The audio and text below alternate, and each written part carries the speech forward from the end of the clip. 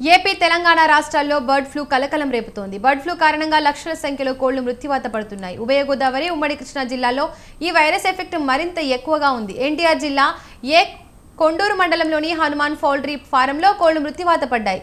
ఫారంలో మొత్తం 3000 బాయిలర్ కోళ్లు ఉండగా ఇప్పటికే చనిపోయిన 1500 కోళ్లు చనిపోయాయి.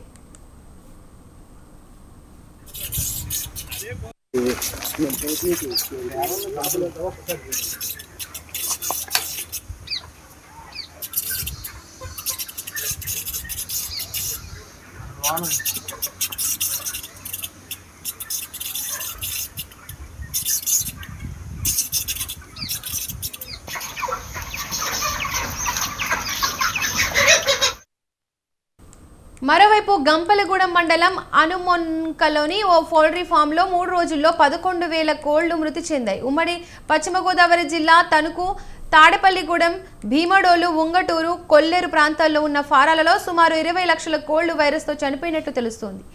ఇదే పరిస్థితి కొనసాగితే పౌల్ట్రీ రంగం కుదేలవుతుందని, దీని నివారణకు ప్రభుత్వం చర్యలు తీసుకోవాలని పౌల్ట్రీ రైతులు కోరుతున్నారు.